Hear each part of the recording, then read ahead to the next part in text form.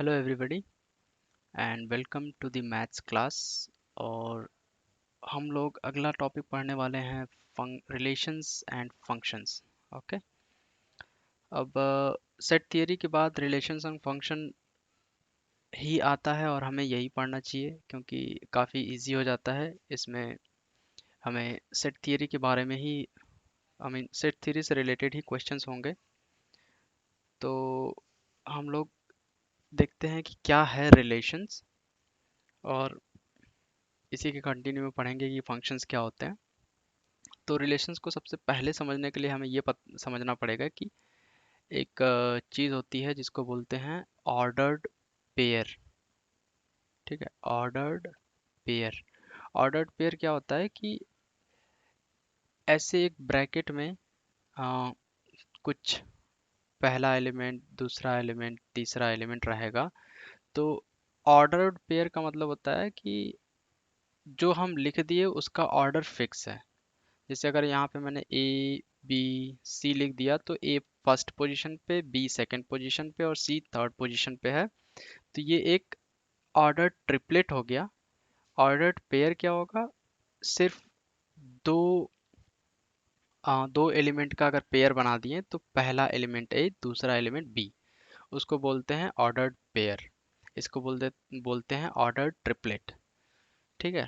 अब ये क्या होता है कि जैसा अगर इसको हिंदी में जैसे बोलते हैं क्रमित युग्म। क्रमित युग्म। ठीक है, क्रमित युग्म बोलते हैं।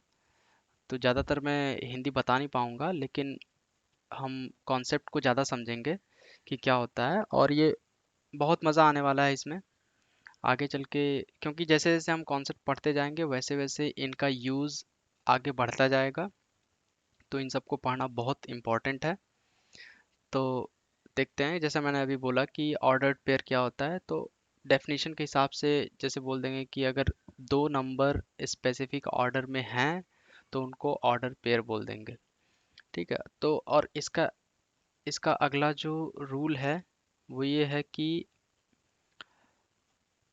मतलब एक रूल होता है कि ऑर्डर पेयर अगर इक्वल हैं किसी चीज़ के, जैसे ऑर्डर पेयर की ये प्रॉपर्टी है, if a comma b order pair equal to c comma d, तो ये वो हो जाते हैं, इक्वलाइज हो जाते हैं। इक्वलाइज हो जाते हैं मतलब कि ए सी के बराबर हो जाएगा, बी डी के बराबर हो जाएगा। इसका मतलब ये हुआ कि A equal to C and B equal to D.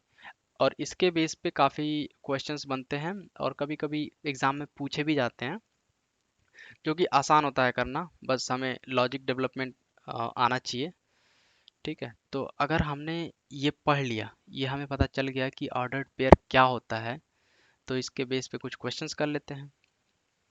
ठीक है। अब अगर इसमें जैसे कि हमने ये बोला, मैंने ये बोला कि हमें ये पता है इफ करके, if a comma b equal to c comma d है तो ऑर्डर्ड पेयर में ए इक्वल टू सी होता है, बी इक्वल टू डी होता है। ओके। नाउ अब सिंस, जबकि मतलब जब हमें ये पता है कि ये ऑर्डर्ड पेयर है, ए और बी ऑर्डर्ड पेयर है, तो इसकी एक प्रॉपर्टी है, ए और b can not be equal to b and a, same नहीं हो सकता। ऑर्डर्ड पेयर की ये प्रॉपर्टी है। ठीक है। तो इसके बेस पे चलो आगे क्वेश्चन कर लेते हैं। ठीक है। तो फर्स्ट क्वेश्चन जो मैंने लिया है वो, ओके, पहला क्वेश्चन ये ले लिया कि अगर हमें if a minus b comma b plus five equal to two three है तो ए बी की वैल्यू क्या होगी। तो ऐसे क्वेश्चन एग्जाम में आ सकते हैं, तो इसका प्रैक्टिस करना बहुत इंपॉर्टेंट है और ज़रूरी भी है। मैथ्स है, मैथ्स तो काफ़ी फन है। तो क्या करेंगे, यहाँ पे लिखेंगे since a comma b equal to c comma d implies, ये होता है implies a equal to C and B equal to d. तो यहाँ पे क्या हो जाएगा, ये हो जाएगा अपना A minus one equal to two and B plus five equal to three. तो एकदम सिंपल है, इस तरफ जाएगा तो प्लस हो जाएगा, तो ये 3 हो जाएगा, और ये इस तरफ जाएगा तो माइनस हो जाएगा, माइनस बड़ा हो गया, तो -5 + 3 -2। तो ए और बी की वैल्यू क्या आ गई, 3, एंड बी की वैल्यू आ गई -2। तो ये हो गया अपना आंसर। तो ऐसे ही क्वेश्चंस हैं, काफ़ी सारे क्वेश्चंस हैं जो शायद मैंने एक्सरसाइज के लिए भी ऐड कर रखे हैं, तो इसको आप लोग सॉल्व करें। ठीक है, सॉल्व इट, इजी है, सेम वही कंसेप्ट बताना है कि a b equal to c d है, तो ए को रिजॉल्व करेंगे सी से, बी को रिजॉल्व करेंगे डी से। ठीक है, क्रमित युग्म या फिर ऑर्डर्ड पेयर है, तो इसको करेंगे। और इसमें एक्चुअली वन वेरिएबल का अलजेब्रा लगेगा, वन वेरिएबल का, अच्छा ठीक है बता ही देता हूँ इसको। 2a + b = 1, जैसे इसको मैंने, इसको कैसे रिजॉल्व किया 1 से, और 11 को कैसे रिजॉल्व किया, 11 = a-3b। अब ये अपना हो गया इक्वेशन नंबर 1, ये होगा इक्वेशन नंबर 2। तो अल्टीमेटली इक्वेशन नंबर 2 क्या है, a-3b = 11। अब इसमें क्या करेंगे, ये देखेंगे क्या क्या है इक्वेशन नंबर 2। अब ये वाला क्या है, 2a + b = 1, यह है इक्वेशन नंबर 1। अब इन दोनों को सॉल्व करने का सिंपल तरीका होता है कि एक को कैंसिल करने के लिए क्या करना पड़ेगा अगले में। अगर इसमें 3b है और इसमें b है, तो नॉर्मली हम प्लस माइनस का साइन या कुछ ना कुछ तो ऐसा देखते हैं जिससे सिर्फ और सिर्फ एक वेरिएबल बचे। ठीक है, तो अगर हम एक में 3 का मल्टीप्लाई करते तो क्या बचेगा, तो ये हो जाएगा अपना a-3b = 11, और इसमें 3 का मल्टीप्लाई हो जाएगा तो ये हो जाएगा 6a + 3b = 3। अब अगर इनको दोनों दोनों को जोड़ दें तो क्या होगा, ये जोड़ रहे हैं तो साइन चेंज नहीं होगा। हम मतलब पिछले क्लासेस में पढ़ चुके हैं कि कैसे सॉल्व करेंगे। तो इस ये हो जाएगा 7a, और ये दोनों, इधर -3 है इधर +3, हो जाएगा 0 = 14। ओके, और a = क्या हो जाएगा, 2। अब a = 2 आ गया तो अपन इसमें रख देंगे, तो क्या हो जाएगा, 4 + b = 1, b = -3। ये हो गया अपना अगला एग्जाम्पल। तो ऑर्डर्ड पेयर के ऐसे क्वेश्चंस अगर आपके बुक में है तो उसको सॉल्व करिए। अगर कुछ डाउट है तो कमेंट बिलो, उसको हम लोग किसी कंबाइंड क्लास में डाउट क्लियरेंस का सेशन करके सारे क्वेश्चन सॉल्व कर लेंगे। ठीक है, अब अगला आता है ऑर्डर पेयर के बाद अगला जो है कार्टेशियन प्रोडक्ट। अब कार्टेशियन प्रोडक्ट हमने सेट थियरी में भी पढ़ रखा है।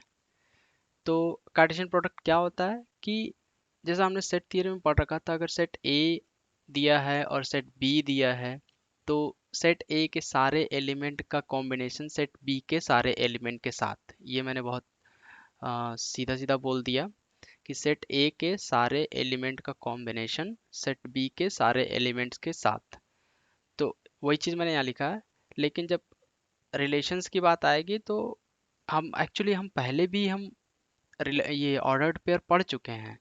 कार्टेशियन प्रोडक्ट का जो हमने पढ़ा है सेट थियरी में, वही चीज़ है, बस यहाँ पे रिलेशंस पढ़ रहे हैं तो हमें ये चीज़ लेके आनी है, ऑर्डर्ड पेयर लेके आना है।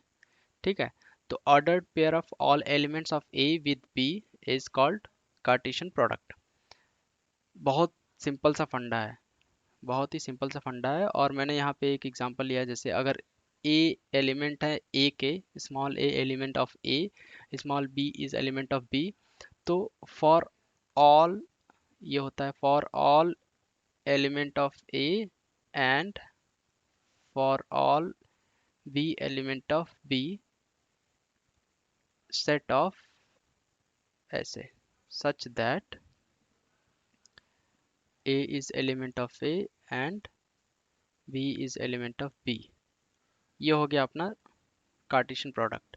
तो set of all the ordered pair of A B is Cartesian product.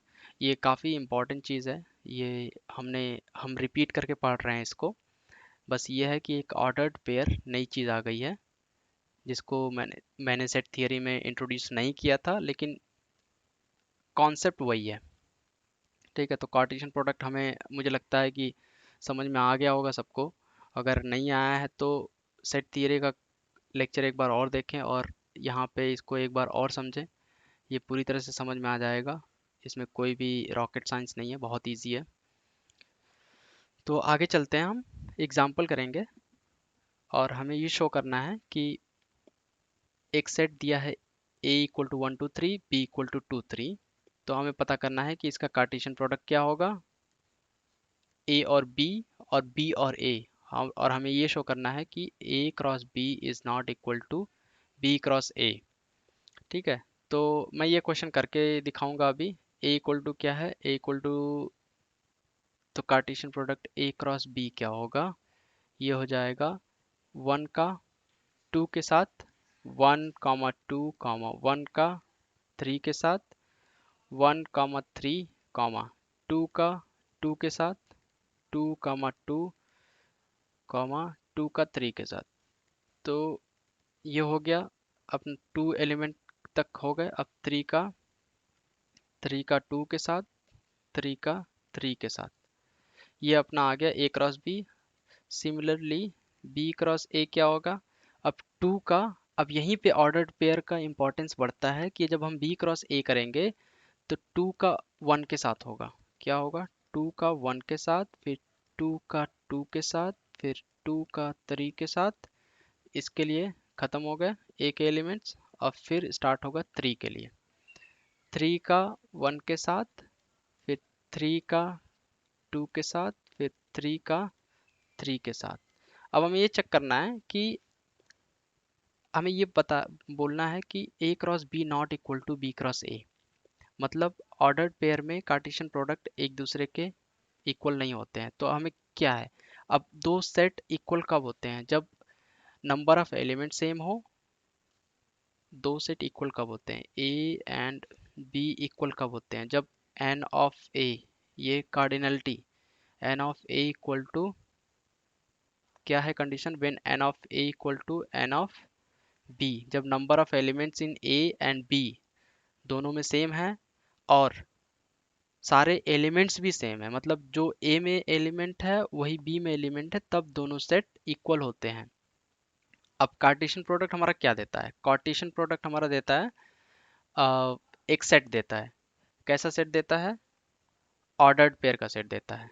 अगर हमने ये ध्यान से देखा तो क्या है ये, एक set of ordered pair of all elements of A with B. ठीक है, इसको मैं हाइलाइटर से लेजर से करता हूँ। ये चीज़ बता रहा है। ठीक है, मतलब यहाँ से लेके यहाँ तक सेट है। अब आगे हम जो कर रहे हैं वो ये है कि हमें ये पता करना है कि ए क्रॉस बी एक सेट है, बी क्रॉस ए एक और सेट है, ये दोनों इक्वल नहीं है, ये हमें बताना है। तो नंबर ऑफ एलिमेंट्स पहले चेक करते हैं। 1 2 3 4 5 6, 1 2 3 4 5 6, दोनों में 6 एलिमेंट है। क्या सारे एलिमेंट्स भी सेम है, 1 2 है इसमें, 1 2 इसमें नहीं है। पहला ही एलिमेंट, ये वाला एलिमेंट इसमें नहीं मिल रहा है, ये वाला एलिमेंट इसमें नहीं है। 1 3 है इसमें, 1 3 भी नहीं है। 2 2 ये रहा, 2 3 ये रहा, 3 2 ये रहा, 3 3 ये रहा। तो ये दोनों एलिमेंट नहीं मिल रहे हैं। और ये जब दोनों एलिमेंट सेम नहीं है तो हम hence we can prove that A cross B not equal to B cross A. ठीक है, काफ़ी सिंपल है। आई थिंक एकदम इजी है चीज़ें, ये तो समझ में आना चाहिए। और अगर इसके आगे प्रैक्टिस करें अपने बुक से। अगला जो क्वेश्चन है हम लोग वो देखते हैं। और ये जो यहाँ पे आप वीडियो पॉज करें और इस क्वेश्चन को नोट डाउन करें, और जैसा कि मैंने लिखा है to do to do to do, मैं यहाँ पे कोई भी हिंट नहीं देने वाला हूँ। ये सारे कॉन्सेप्ट बताए जा चुके हैं। बी यूनियन सी क्या होता है, बी इंटरसेक्शन सी क्या होता है, फिर ये क्या होता है, ये सब सारे इजी क्वेश्चंस हैं। ठीक है, तो आई थिंक ये आप लोग कर लेंगे। आप लोग वीडियो पॉज करके इसको सॉल्व करके आगे बढ़िए। ठीक है, अब अगला जो हम लोग देखेंगे वो सॉल्व्ड एग्जाम्पल है, तो आई होप आप लोग पॉज करके वीडियो इसको सॉल्व करेंगे। ठीक है, ओके। सो उम्मीद करता हूँ ये क्वेश्चन ऊपर जो दिया था वो सबसे सॉल्व हो गया होगा। तो अभी अगला जो देखते हैं, अगला क्वेश्चन ये है, ये मैं सॉल्व करूंगा कि A and B are two sets given in such a way that A cross B contains 6 element. ठीक है, अब हमें दो सेट दिया है, ए और बी दो सेट दिए हैं, और हमें ये बताया है कि इनके Cartesian product A cross B क्या हुआ, कार्टेशियन प्रोडक्ट में 6 एलिमेंट हैं, और उन 6 एलिमेंट्स में से तीन हमें दिए हुए हैं। कौन कौन से दिए हुए हैं? 1,3, 2,5, 3,5। तो हमें बाकी 3 एलिमेंट हमें पता करना है, क्योंकि 6 एलिमेंट हमें दिए हैं, 3 एलिमेंट हमें पता है, तो 3 एलिमेंट हमें पता करने हैं। ठीक है, तो कैसे करेंगे इसको? आई थिंक ये क्वेश्चन नोट डाउन हो गया होगा। तो अब देखते हैं इसको कैसे करेंगे। हमें क्या क्या दिया है? 1, 3, 2, 5, 3, 5। हमें ए क्रॉस बी दिया है 1, 3, 2, 5, 3, 5, 2, 5 एंड 3, 5। हमें पता करना है एक्स वाई जेड, और ये एक्स वाई जेड क्या है? ऑर्डर्ड पेयर है, ऑर्डर्ड पेयर। ठीक है, अब हमें ये चेक करना है कि ए और बी दिया है ना, तो ए में, अब पहली बात, नंबर ऑफ एलिमेंट कितने हैं? N of A cross B कितना है? 6। अगर हम इसका फैक्टर करें तो क्या होगा? 6 × 1, 3 × 2। और कुछ फैक्टर होगा? और कोई फैक्टर नहीं होने वाला, तो इसको पहले सही से लिख लेते हैं। 3 × 2। तो क्या होगा कि अगर एक एलिमेंट में 6 × 1 है, तो ऐसा एन क्रॉस ए बी क्या होता है? N of A cross B क्या होता है? N of A cross n of B. ये क्रॉस का मतलब है मल्टीप्लिकेशन। ठीक है, तो अब हमें ये चीज जानना बहुत जरूरी है कि जो कार्टेशियन प्रोडक्ट होता है उसमें नंबर ऑफ एलिमेंट्स कितने होते हैं। कार्टेशियन प्रोडक्ट में number of elements in first set into number of elements in second set, ऐसा होता है। ठीक है, ये चीज़ हमें नोट डाउन करना पड़ेगा कि ये चीज़ बहुत काम आएगी। तो पहली चीज़ यहाँ पे 6 दिया है। अब या तो एक एलिमेंट में, अगर हम यहाँ पे ध्यान से देखें तो ये 6 दिया है, और 3 हमें पता करना है, 3 दिया हुआ है। Number of elements in set A, अगर यहाँ पे या 1 हो, तो number of elements in set B क्या होगा? 6। अब इसमें अगर 1 होगा एलिमेंट, तो ए क्रॉस बी दिया है। ए क्रॉस बी देने का मतलब क्या है कि इसमें जो एलिमेंट होंगे, बी में जो एलिमेंट होंगे, इनका ऑर्डर बनेगा इनके साथ। ठीक है, इनका ऑर्डर बनेगा। तो पहले का क्या ऑर्डर बना? 1, 3, मतलब यहाँ पे 3 रहेगा। फिर 5, मतलब यहाँ पे 5 रहेगा। फिर 5, 5 छोड़ देते हैं। ठीक है, अब पहला एलिमेंट देखते हैं। पहला रहेगा यहाँ पे 1 रहेगा। फिर दूसरा क्या है? यहाँ पे 2 रहेगा। फिर तीसरा क्या है? यहाँ पे 3 रहेगा। अगर यहीं पे 1 रहता ना, तो हम ये छोड़ देते, हम आगे बढ़ते। आगे हमें पता नहीं है, लेकिन हमें यहीं पे मालूम चल गया कि इसका फर्स्ट एलिमेंट रिप्रेजेंट करता है एलिमेंट्स इन ए। अब यहाँ पे देखें, अगर हमें यहाँ पे देखने से पता चलता है यहाँ पे 3 एलिमेंट है और यहाँ पे 2 एलिमेंट है, और 3 दूनी 6, 3 × 2 = 6। क्या हुआ? तो अल्टीमेटली हमें ये पता चलेगा कि number of element in A is 3 into number of element in B is 2। ठीक है, और जब हम लॉजिकली हम सोचेंगे तो हमें ये पता लगेगा कि ए, बहुत पहले जो सबसे पहले कॉन्सेप्ट पढ़े वो ये पढ़े कि ए कॉमा बी का ऑर्डर्ड पेयर का set such that a is element of A and b is element of B. यही तो था ऑर्डर पेयर। अब वही चीज का कॉन्सेप्ट लगा के हमें ये पता चला कि वन कहाँ होगा, वन ए में होगा, टू ए में होगा, थ्री ए में होगा, और थ्री कहाँ होगा, बी में, फाइव बी में, फाइव बी में। तो सीधा सीधा मतलब ये देख के थोड़ा सा लॉजिक सोच के हमें पता लग रहा है कि ए के एलिमेंट है वन टू थ्री और बी के एलिमेंट है थ्री फाइव। तो बाकी एलिमेंट्स क्या होंगे? तो बाकी एलिमेंट्स होंगे, अब सीधा सीधा लिख देते हैं। तो मैं थोड़ा सा रब कर लेता हूँ क्योंकि जगह नहीं है मेरे पास। तो बी के एलिमेंट हमें मिल जाएंगे। अब ए क्रॉस बी क्या मिलेगा? ए अपने पास है वन टू थ्री और बी क्या है थ्री कॉमा फाइव। तो ए क्रॉस बी क्या मिलेगा? One comma three, one comma five, फिर टू कॉमा थ्री, फिर टू कॉमा फाइव, फिर थ्री कॉमा थ्री और थ्री कॉमा फाइव। ये रहा अपना आंसर। ठीक है, ये रहा अपना आंसर। तो ये मैंने अच्छे से बता दिया, और ऐसे ही लॉजिक को सोचना है, ऐसे ही लॉजिक मैथ में बनाना है। ठीक है, अब आगे देखते हैं आगे क्या है अपना। ये एक बड़ा अच्छा क्वेश्चन है। ये इतना अच्छा क्वेश्चन है कि ये मुझे ऐसा डाउट हो रहा है कि ये कभी कभी एग्जाम में पूछा भी जा सकता है। सिर्फ इसलिए क्योंकि ये एक तरह से जेनरिक टाइप का क्वेश्चन है। जेनरिक टाइप से क्वेश्चन क्यों है? क्योंकि इस क्वेश्चन का नेचर ही वैसा है। तो पढ़ते हैं क्वेश्चन क्या है। क्वेश्चन बोल रहा है let R be the set of all real numbers.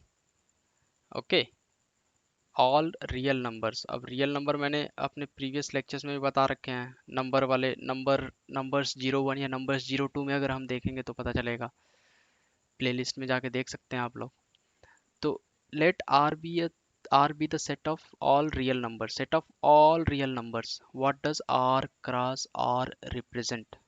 तो पहले तो हम ये देखेंगे कि ये अपना है रियल नंबर। ठीक है, ये अपना रियल नंबर, और ये रहा अपना ओरिजिन। अब एक तो हमें ये पता करना है कि ये कहाँ से कहाँ तक जाता है। ये माइनस इन्फिनिटी से प्लस इन्फिनिटी, बीच में क्या क्या पड़ेगा? One, two, three, four, five, six. ठीक है, अब इसका एग्जाम्पल वैसे ही करेंगे। कैसे करेंगे? वन, इसको मैं अभी नहीं बताना चाह रहा हूँ, इसको मैं लेकिन फिर भी ड्रॉ कर देता हूँ। तो इसको कैसे करेंगे कि आर क्रॉस आर करते हैं। पहले आर क्या होता है, और हम इसको देखेंगे खाली फिलहाल इंटीजर्स के लिए। आर क्रॉस आर क्या होता है? वन, अगर सपोज, क्योंकि integer is subset of R, ऐसा होता है। वन टू हम नॉर्मली ले रहे हैं, for example one two three four five, फिर एक और आर लिया, one two three four five. तो अपने पास क्या बचेगा? अपने पास क्या बचेगा? अपने पास आर क्रॉस आर करके क्या मिलेगा? इन दोनों का कार्टेशियन प्रोडक्ट करके क्या मिलेगा? वन का वन के साथ, one one, one two, one three, up to one five. ठीक है, ऐसे ही two one, two two, two three, two five. Same चीज जाएगा, five one, five two, up to five five. जब हमने सिर्फ पांच इंटीजर लिए हैं और वो भी पॉजिटिव में, तो ये क्या रिप्रेजेंट कर रहा है? वन वन क्या रिप्रेजेंट कर रहा है? अगर हम एक और रियल नंबर लें, रियल नंबर का लाइन लें, जो ये जाता है प्लस प्लस इन्फिनिटी तक और ये जाता है माइनस इन्फिनिटी तक, तो क्या होगा कि ओरिजिन से जब वो पास होगा तो 1 2 3 4 5। तो अभी ये क्या होगा, इसको हटा देते हैं। इसको आई थिंक आप लोग नोट डाउन कर लिए होंगे। ठीक है, तो अपना आर क्रॉस आर जो दिया वो क्या दिया, बहुत सिंपल सी चीज़ दिया। वो क्या दिया, वो 1 क्रॉस 1 दिया। 1 1 1, फिर 1 2, फिर 1 3 अप टू 5 1 5, फिर 2 1 2 5, फिर 5 1 अप टू 5 5 तक। तो क्या किया, ये दिया आपको, ये दिया 1 1, फिर 1 2, 1 2 is this one, 1 3 is this one, 1 4 1 5। फिर दूसरा ले 2 1, 2 1 मतलब ये हो गया आपका x, ये हो गया आपका y। ठीक है, ये आपका हो गया x और ये हो गया आपका y। 2 1 क्या होगा, ये वाला पॉइंट। फिर 2 2 क्या होगा, ये वाला पॉइंट। 2 3 2 4 2 5। 3 1 3 2 3 3 3 4 3 5। अब सिंपली अगर मैं एक स्ट्रेट लाइन लूं जो एक और रियल नंबर रिप्रेजेंट कर रहा है, ठीक है, प्लस इन्फिनिटी, और ये भी रियल नंबर रिप्रेजेंट कर रहा है माइनस इन्फिनिटी। ये अपना ओरिजिन है, ये अपना 1 है, ये अपना 2 है, ये अपना 3 है। 1 2 3 4 5। ठीक है, अब जस्ट इमेजिन कि ये वाला जो रियल नंबर है वो यहाँ पे 1/2 है, यहाँ पे 3/2 है, यहाँ पे 5/2 है। ठीक है, मतलब 1 और 2 के बीच में हाफ, 3 और 2 के बीच में हाफ, 4 और 3 के बीच में हाफ। अब एक ऐसा रियल नंबर जो अपने हर एक a से होके जाता है, जहाँ पे a is element of i और i is subset of r। ठीक है, i is subset of r। अब प्रॉब्लम, अब अपने पास जो इमेजिन करना है वो इमेजिन ये करना है कि ये वाले लाइन को अगर हम ऐसे घुमा दें, ठीक है, अगर हम ऐसे घुमा दें तो क्या जनरेट करेगा, ये जनरेट करेगा आर क्रॉस आर। ये वही चीज़ जनरेट करेगा जो हम इस क्वेश्चन को पूछ रहा है। और ये क्वेश्चन जो पूछ रहा है उसका रिजल्ट क्या आया है अभी, जब हमने ये सब करके देखा, कार्टेशियन प्रोडक्ट निकाल के देखा, 1 1, फिर 1 2, फिर 2 1, फिर 2 5। ये तो सिर्फ हमने इंटीजर के लिए लिया। जस्ट इमेजिन कि इसके बीच में पॉइंट्स भी हैं, क्योंकि ये रियल नंबर है।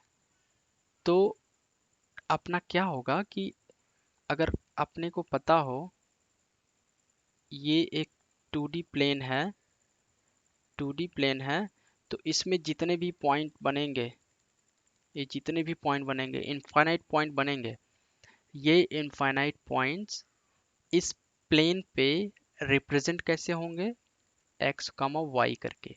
और ये एक्स कामा वाई कैसे आएगा, रियल नंबर का कार्टेशियन प्रोडक्ट निकाल के।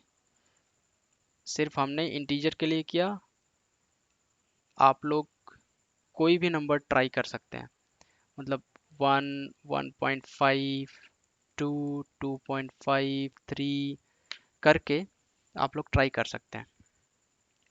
आर एक ऐसे ले लीजिए, फिर एक और आर सेम ले लीजिए, सेम आर ट्राई करके you can try and draw it on the plane.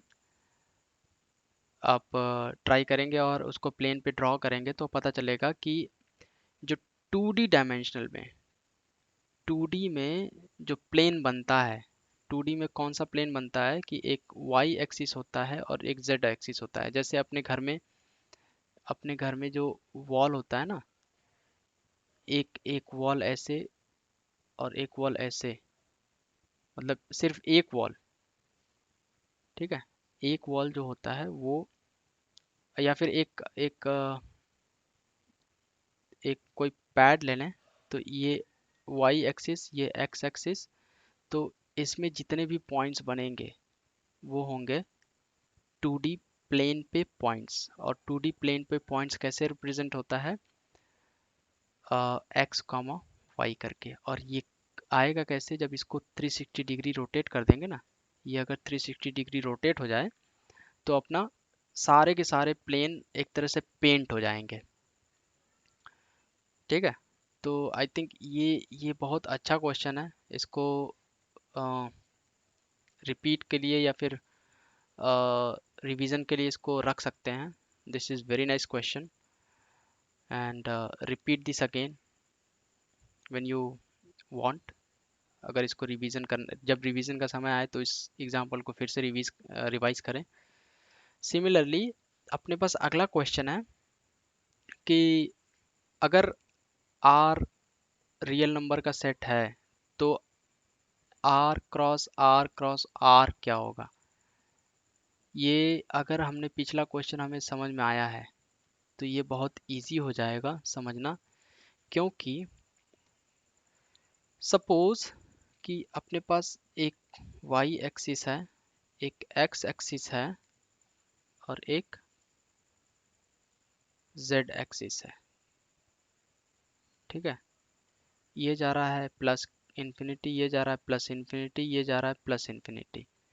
तो अभी क्या होगा कि ये जो ओरिजिन है, सेम चीज यहाँ पे भी करेंगे। आर को लेंगे 1 2 3,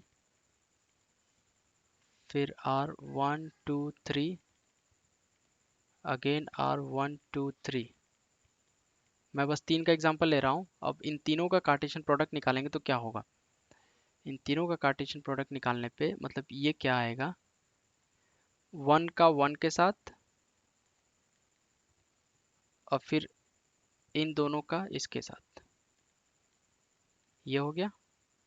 फिर 1 1 2, फिर 1 1 1 3। अब सेम चीज 2 1 1, 2, यहाँ पे 2 1 2, 2 1 2, फिर 2 1 3। ये सिर्फ एग्जाम्पल है, इंटीजर को लेके कर रहे हैं। फिर क्या आएगा 3 1 1, 3 1 1, फिर 3 1 2, फिर 3 1 3। अब सेम चीज आएगा 1 2 1, 1 2 1, फिर 1 2 2, फिर 1 2 3, ऐसे जाएगा। ये काफी लंबा जाएगा, इसको हम पूरा नहीं लिखेंगे, लेकिन आप ऐसे ही करके एक तरह से आप लोग होमवर्क भी ले सकते हैं कि इसको, ये तीनों का पूरा कार्टेशियन प्रोडक्ट के सारे एलिमेंट्स इसको लिखें। अब हम समझेंगे कि अगर हम इसको माने x, जो अपना बन रहा है, एक एलिमेंट बन रहा है यहाँ पे A B C, इसको माने x, इसको माने y, इसको माने z, तो क्या होगा, x का पॉइंट 1 यहाँ पे, फिर y का पॉइंट 1 यहाँ पे, फिर z का पॉइंट 1 यहाँ पे। अभी होगा क्या कि x एलिमेंट, x डिस्टेंस आगे चलना है, फिर 1 y डिस्टेंस ऊपर जाना है, फिर z जो है, z क्या है, ऐसे अंदर आना है। मतलब ये वाला सिचुएशन हो जाएगा। कौन सा सिचुएशन हो जाएगा, सिचुएशन हो जाएगा ये वाला। अगर अपने पास ये वाला, ये ओरिजिन है, ये ओरिजिन है, और ये अगर x रिप्रेजेंट कर रहा है, ये y रिप्रेजेंट कर रहा है, और ये जो है अपना z रिप्रेजेंट कर रहा है, तो x में 1 जाएंगे, फिर y में 1 जाएंगे, x में 1 गए, y में 1 गए, ठीक है। x में 1 गए, y में 1 गए, तो अपन इस प्लेन पे ये जो वाली जो दीवार बनेगी ना, इस प्लेन पे के 1,1 पे आ जाएंगे। लेकिन जैसे ही z डिस्टेंस अंदर जाएंगे तो वो जो 1,1,1 आएगा ना, वो हवा में आ जाएगा। कहाँ पे आ जाएगा? वो हवा में आ जाएगा, कुछ ऐसे। ये 1 डिस्टेंस ऐसे कुछ वो हवा में आ जाएगा। इसका डिस्टेंस यहाँ से 1, यहाँ से 1 और यहाँ से 1 आ जाएगा। तो वो हवा में आने पे क्या बनेगा? वो 3D प्लेन बन जाएगा। तो 3D पॉइंट में जितने भी पॉइंट 3D प्लेन में जितने भी पॉइंट बनेंगे वो r cross r cross r उसको रिप्रेजेंट कर रहा है, ठीक है। Again this is very important question. इसको मैं इसलिए बताना चाह रहा था क्योंकि ताकि मैं ये बता सकूं कि 3D प्लेन में ये सब कैसे जा रहा है। मैं अभी आगे जब और भी टॉपिक्स पढ़ेंगे तो उसमें पूरा अच्छे से एनिमेशन करके दिखाऊंगा कि क्या है एक्चुअली 3D पॉइंट का।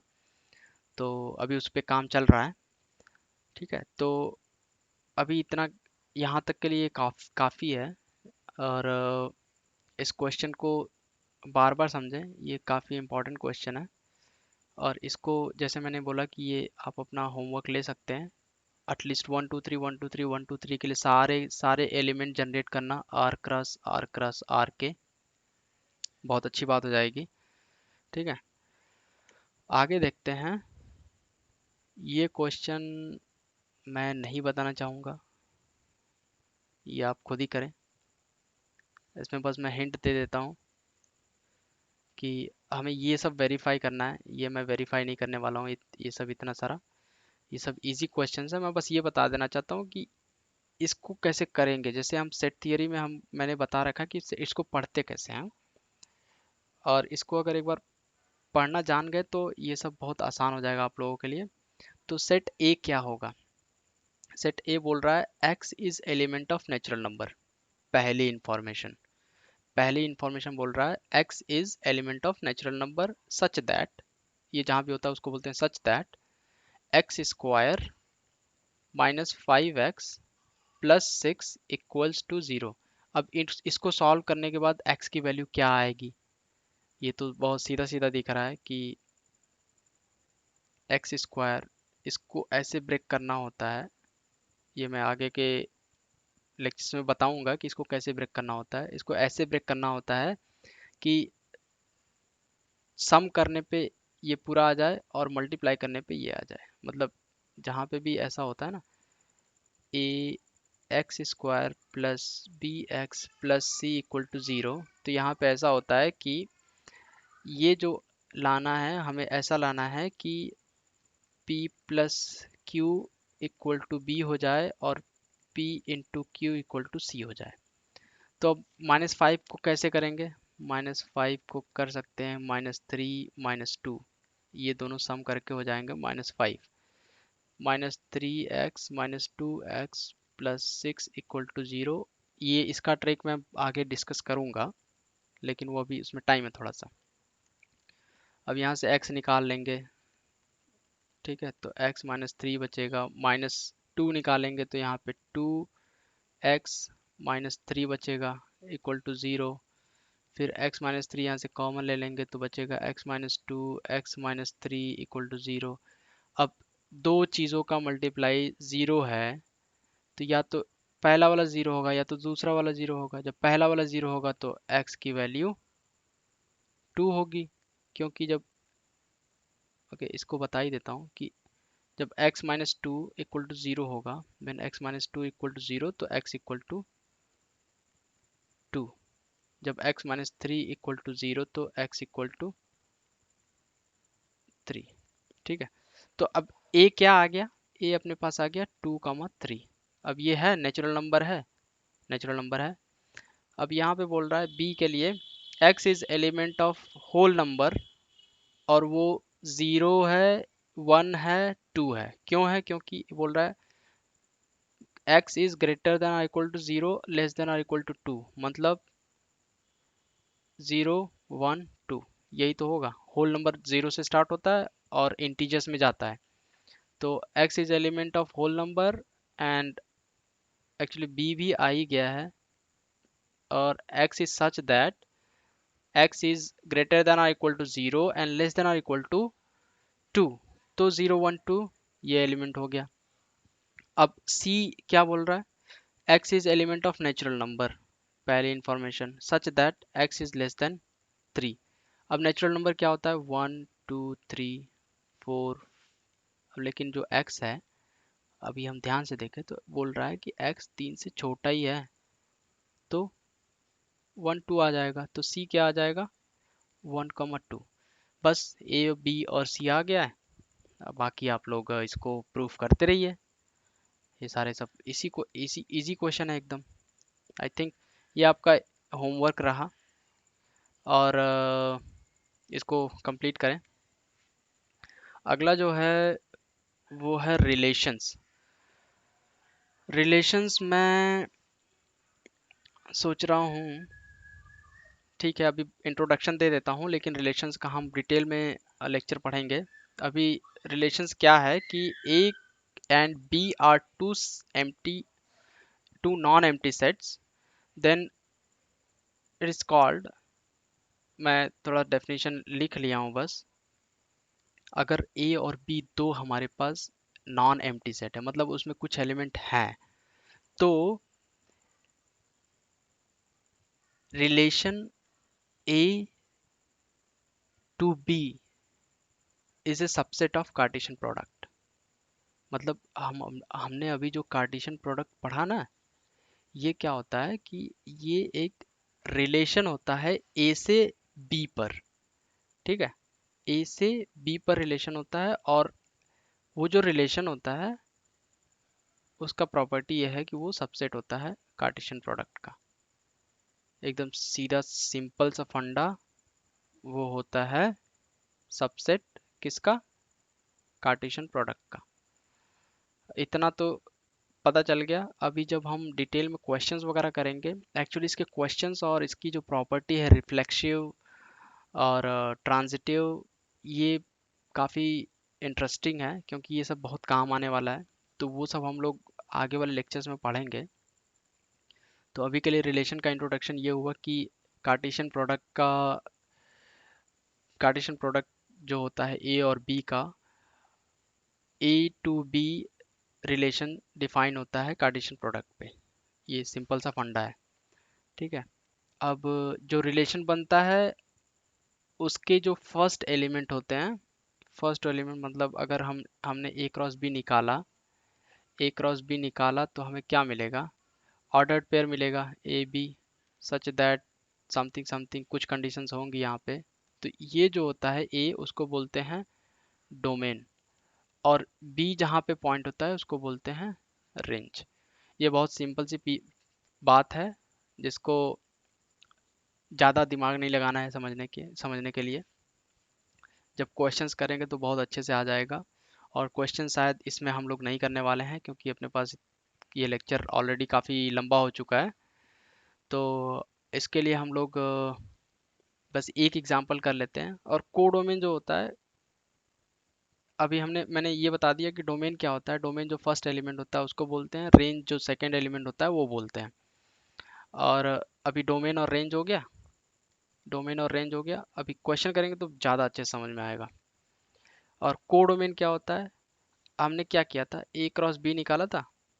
तो जो जो बी होता है ना, ये बी जो रिलेशन डिफाइन होता है, रिलेशन जो डिफाइन हुआ आर, किस पे डिफाइन हुआ? R is a relation defined from A to B, और जब आर बनता है ए क्रॉस बी का सबसेट। ठीक है, तो ये जो बी होता है, a relation defined from A to B, इसमें बी जो होता है वो इस रे उस रिलेशन का कोडोमेन कहलाता है। ये थोड़ा सा कंफ्यूजिंग है, लेकिन बहुत सिंपल सा है। ठीक है, तो अपन को एग्जांपल दे दिया है ये a equal to 1 2 3, b equal to 2 4 6। तो हमें ये शो करना है कि जो रिलेशन है 1 2 1 4 3 2 3 4 is relation from A to B. अब अपने पास a क्या है, a क्या है 1 2 3। b क्या है, b है 2 4 6। ये अपना एरो रिप्रेजेंटेशन होता है डोमेन और रेंज का। अपन को a दिया है तो रिलेशन कैसे, वन किससे किससे है, 1 2 से है। वन किससे है, 1 4 से है। फिर 3 किससे है, 3 2 से है। फिर 3 किससे है, 3 4 से है। तो ये अपना ए रहा, ये अपना बी रहा। तो क्या हुआ, बहुत सिंपल सी बात है। ये ए टू बी में एक रिलेशन है, सिंपल सा फंडा है, इतना ही करके दिखाना है।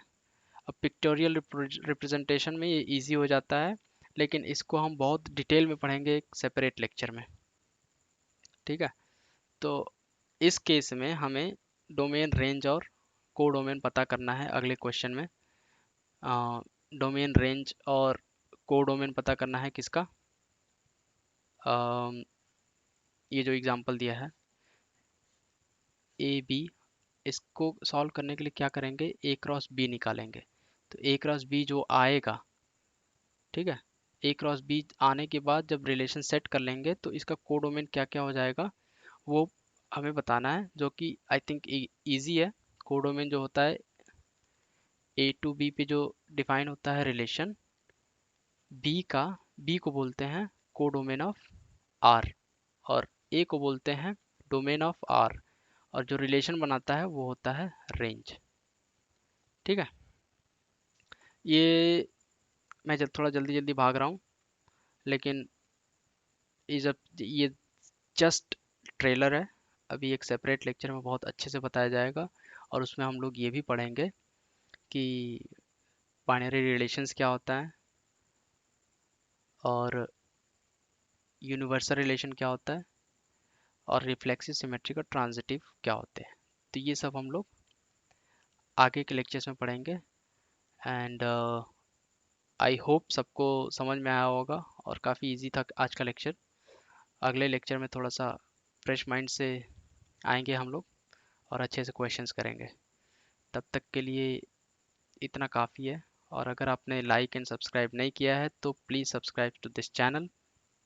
इस पे हम लोग मैथ्स और जल्द ही फिज़िक्स भी पढ़ने वाले हैं, और कुछ अच्छे अच्छे ट्रिक्स मैं बताने वाला हूँ जो आपको बहुत हेल्पफुल हो जाएंगे मैथ्स, फिजिक्स और केमिस्ट्री को पढ़ने में और याद करने में। और मैं काफ़ी इंटरेस्टिंग बनाने वाला हूँ सारी चीज़ों को। ठीक है, तो don't miss any lecture, just subscribe to the channel and like this video. तब तक के लिए बाय बाय, थैंक यू।